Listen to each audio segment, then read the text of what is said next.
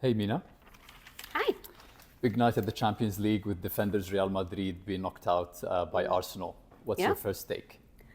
Will the real Real Madrid please stand up? Honestly, we were expecting so much more from this team, especially after all that talk of their famous comebacks and the great ability for a remontada, and knowing how adepted they are at this competition and the vibes and aura of Carlo Ancelotti and Real Madrid.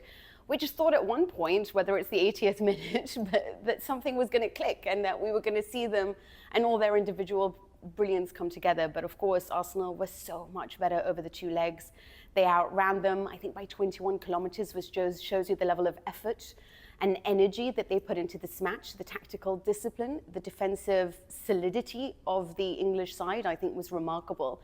Arteta has created a team that's so cohesive in the way that they play their football, and they fully deserved it. And I honestly don't know, I can't even tell you the last time that I've seen a side so adept at making Real Madrid look so small. Let's talk Inter. Can they win the Champions League?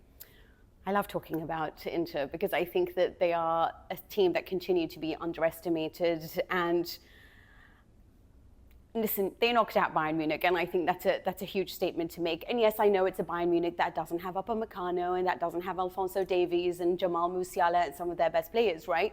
But this is an Inter side that is so adept at possession football, at counter-attacking football, at defending solidly at the back, at getting the goals when they have those few opportunities that they find. Their mentality is what stands them in good stead to be one of the challengers. I don't know if they can win it because honestly, my money's still on Barcelona. I still think that is the absolute team to beat. But Inter, I think that what Simone Inzaghi has created is a side that continues to mature every season. And I think right now, despite this being their 49th match of the season, and they played only 49 matches overall last year, which goes to show you how often and how frequently they're being tasked with these big games. This is a side that I think is so well balanced, and it mixes youthful exuberance with maturity and leadership. Closer to home in in the Saudi Pro League, Cristiano Ronaldo is still topping the scoring charts, having recently turned 40. One of our followers is asking, is it time for him to retire? Well, I mean, I think when a player hits 40, you're probably going to ask that question. But we're talking about a multiple Ballon d'Or winner and one of the greatest footballers we've ever seen in our lives. And there was just this moment over the weekend in Al Nassr's match against Riyadh, and he scores what is the finest right-footed volley that he's managed in all season.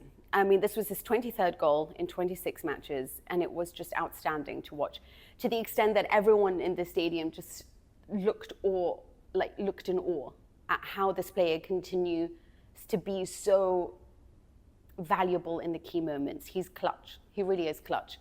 And I think that when you have a clutch player in this league, and you've got great strikers in the league, by the way, and he's topping them, and the top goal scorer, he always has a goal involvement right now. And you look at that and you think there's Ivan Toney, there's Karim Benzema, there's Abdelrazak Hamdallah, and he continues to be better than all of them.